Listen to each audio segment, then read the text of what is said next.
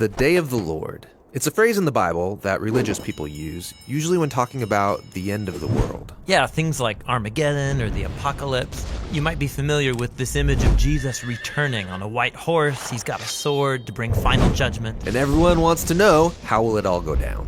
So a lot of these images come from the last book of the Bible, but to understand them, you have to go back to the first book. When the story begins, we watch God create an amazing world, and then he gives humans power to rule over it on his behalf. But the humans are tempted by this mysterious, unhuman character who offers them a promise. You could define good and evil on your own terms and put yourselves in God's place. Which is what they do.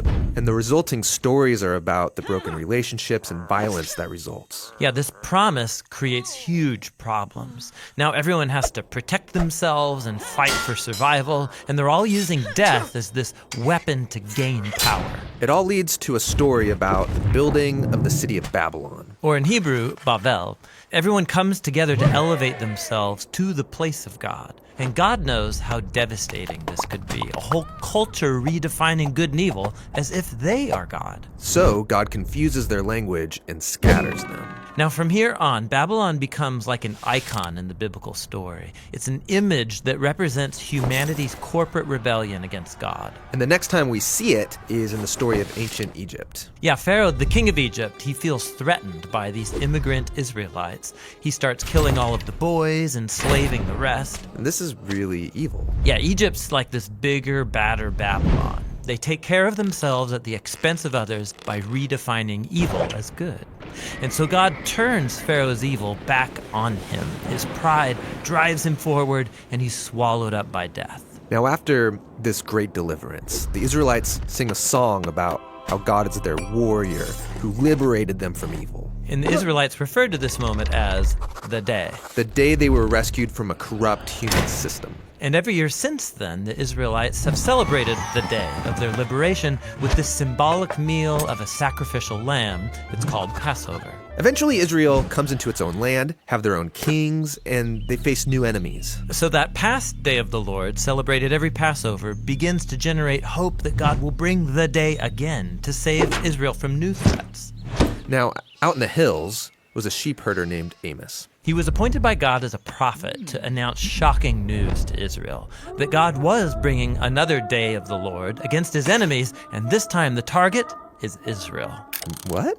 Sadly, Israel's leaders had also redefined good and evil for themselves, resulting in corruption and violence. So God's people have become like Babylon, the oppressed become oppressors. Babylon seems like a trap no one can escape. And so the day of the Lord comes upon Israel. They're conquered, taken captive into exile, and from then on, Israel suffered under the rule of continuous oppressive empires. This is the story Jesus was born into. Yeah, in his day, the oppressive empire over Israel is Rome. So, is Jesus going to confront Rome, take him out? Well, no.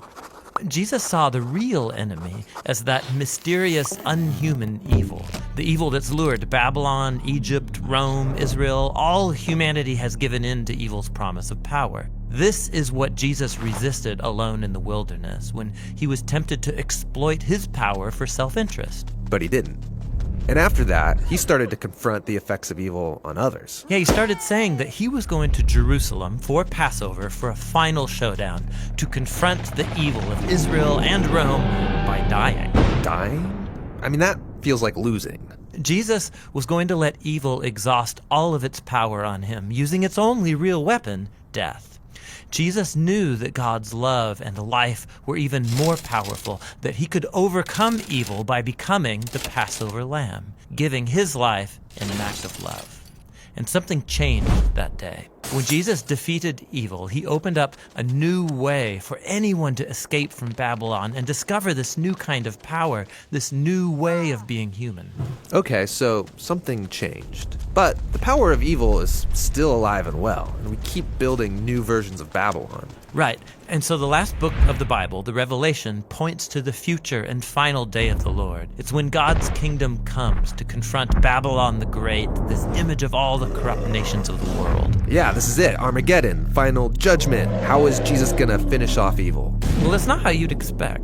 In the Revelation, the victorious Jesus is symbolized by a sacrificial bloody lamb. And then when Jesus does arrive in the end, riding his white horse to confront evil, he's bloody before the battle even starts. Pre-bloodied? That's a strange image. Yeah, it's because Jesus isn't out for our blood. Rather, he overcame with his blood when he died for his enemies. And the sword is in his mouth. It's a symbol of Jesus' authority to define good and evil and hold us accountable when he brings final justice once and for all.